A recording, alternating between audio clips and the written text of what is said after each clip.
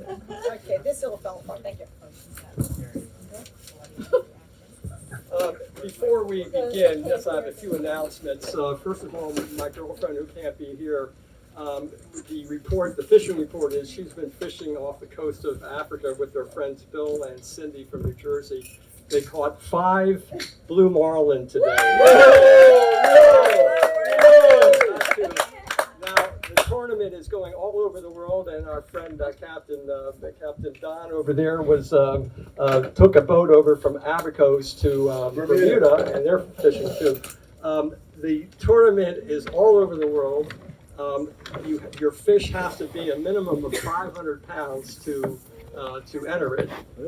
And the biggest fish that Sina's and her gang caught was about 400 pounds. So they caught and released all those fish. They're all still swimming. Okay, but I thought that was pretty amazing, and I just got that report. Did Sina catch one? Was she angling? She caught one, yes. No, yeah, cool. Yeah, Super cool. Yay, Nice. So anyway, that's pretty special. Number 2, regarding me and Sina, to Mario and Sarah, we unfortunately are going to be in Denmark during your wedding, and we really are going to miss it very much. In fact, we're going for a christening of Sina's nephew's son, August, and that's what we're doing, and that's taking place on the 8th, and I'm afraid we can't get from Syracuse to Silkeborg from the 7th. So anyway, we really sincerely are going to miss you guys. We're going to be there in spirit, and I'm hoping that when we return sometime before you guys, we do something. We're going to do something with you here in Miami. Okay, so that's a big shout out to Mario, number 1 boy, number 1's son. Okay, thank you. Okay, finally tonight, I have to bring up my best friend, our buddy, husband, father, Michael. Michael can't be with us here tonight for obvious reasons, but actually I just got a word that he's headlining a show at a new controversial club just opening in downtown Heaven called Judas Could Be Funny Too. Mike, you're my inspiration, and I want to be just like you. A second-rate stand-up comedian hosting a talk show with no guests and even fewer viewers. Okay, so anyway, by the way, if anyone has something to say later and they want to embarrass themselves like we're about to do, there'll be a $5 cover charge, 6 drink minimum, and you're going to have to clean up this mess when it's all over. So without further ado, good evening, ladies and gentlemen. What a fabulous crowd we've got here this evening at the lovely estate of Regina and Michael. What a beautiful venue, sparkling pool and spa, gorgeous palm trees, blue skies, mangoes ripening in the tree, hot tub, live music later from Surfer Bird, Snoopy Dog, Jesse, fireworks by Mario the Marvelous. And if we're lucky, I don't think we are today, atmospheric effects from Tropical Storm Elsa. I think that's not going to happen tonight. But anyway, watch out for those coconuts if it does. Regina likes to call her home Tranquility Base. I don't think so. How about too much to do? Broken water pipes, leaky dreams, clogged AC, crazy coconuts, and finally that smell from the second bathroom. Not to mention the friggin' RV and its loose wires. Well, okay, nothing's perfect. Anyway, I've been around for a long time with these guys. I'm just counting this. I think it's the 957th time the McFalls and Denali family have got together for a special occasion. So I'm not sure about that, but I think it's close. And why today? Hey, it's the 4th of July. Oh. What? What? Oh! Of course, we're here for Kate's retirement party. Okay. How can we forget celebrating her escape, capture, and release for time served from the infamous Miami-Dade County school systems? Yeah. That's what we're here for. Let's give it up. Let's give it up for her.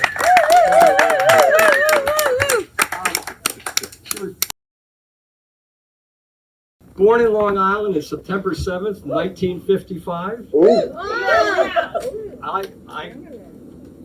And along with her family, other members eventually moved and migrated south to Miami. Despite finding a variety of stimulating jobs, including selling sprinklers at the pump house, working as a breakfast girl at the Mutiny Hotel, I don't know, is that a Playboy bunny or what? I'm not sure. Easy eggs up. She went to school. She found her true calling, studying psychology at Miami-Dade College and then at the University of Miami, and bringing Danny into her life. After all those years of raising Danny and her dedicated service to those countless young misfits, challenging her sanity and raising her blood pressure, she now retires as truly one of the finest child psychopaths of our time. Psychiatrist. Okay. Okay, let's see. And for all the future psychologists, we really need them. Do you know that 1 out of 4 people in this country is mentally unbalanced? Please stand up. Okay, so all of you, look around. Okay, look around. Think of your 3 closest friends. If they're okay, could this be you? Okay. Okay, well, here are some of the things that Kate learned when she became a school psychologist. Number 1, she learned that the testing of the psychological theories of Freud, Jung, Piaget, Maslow, and Skinner, and concluded that, yes, they were indeed all crazy. They were. And has a bigger caseload than Perry Mason, Ally McBeal, and Matlock. And Kate found that she has the ability to fix 10 years of problems in half an hour. She also learned that parents love to hear or don't mind to hear that their child is having a problem as long as it's the other parent's fault. That's right. Oh, and she gets to read all the confidential files on the students to check out if there's any single dads out there. And she never needs to carry job where he's home from school. Never. And finally, she always loved to say catchy phrases like, "What I'm hearing you say is..." Wait a minute, what the hell did you say? And now, for Kate, a trip down memory lane with Anne and Regina.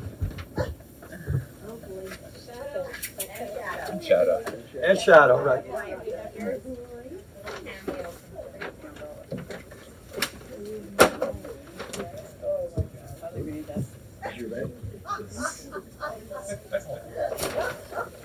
Hello, Gina. What's the story? Mine and Glory. What's the tale? Nightingale. Did you hear about Kate and Charlie? Do they really get pain? Now, that was then. But now, times have changed. And this is now. Hello, Gina. What? Do you hear me? What? Can you hear me? What? Can you hear me? Did you want a glass of wine? It's not worth repeating. Please. One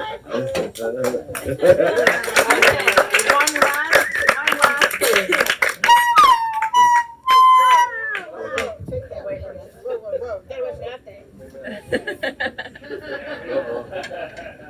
When Kate was young, Gina. Microphone. Oh, I don't know. You can't hear me, right? Here we go. When we were young, we all wanted to be Are you ready? Hollywood. But Kate, most particularly, wanted to be in Hollywood. She should always be going around singing this song. Ready? I'm on my way. No need to stay. I'm going to Hollywood. I'm on my way. No need to stay. I'm going to Hollywood. Florida.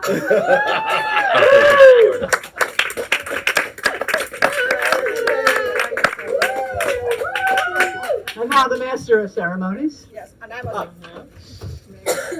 Anyway, I wanted to know if you heard some of these one-liners I borrowed. Okay, so I stole them. Okay, so to the receptionist, doctor, there's a patient here who thinks he's invisible. Doctor, tell him I can't see him right now.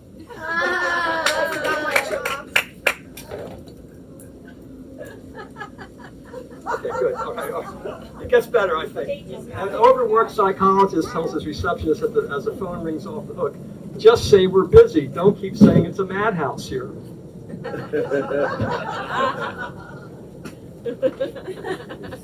What do psychologists say to each other when they meet? You're fine. How am I?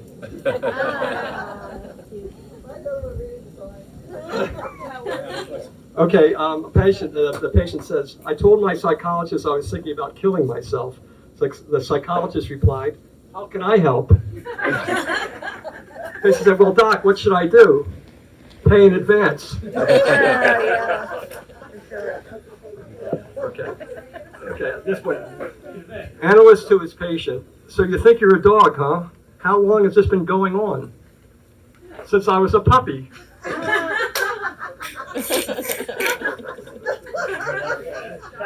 Okay. A guy sees a psychologist and says, hey doc, I think I'm schizophrenic. Doctor says, what a coincidence, that makes 4 of us.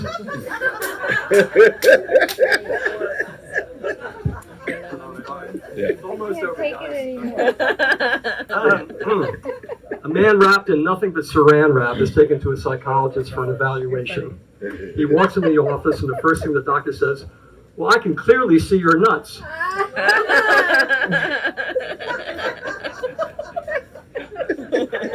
me the clap.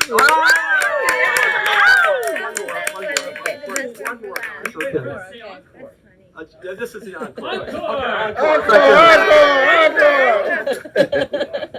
A child psychologist had twin boys. One twin was an optimist, the other a pessimist.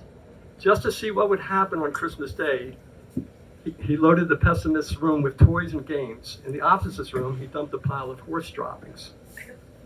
That night, the father found the pessimist boy surrounded by his gifts crying. What's wrong, he asked. I have a ton of game manuals to read, I need batteries, and my toys will all eventually get broken, sobbed the pessimist. Passing the optimist boy's room, the father found him dancing for joy around the pile of droppings. He says, why are you so happy? The optimist shouted, there's got to be a pony in here somewhere.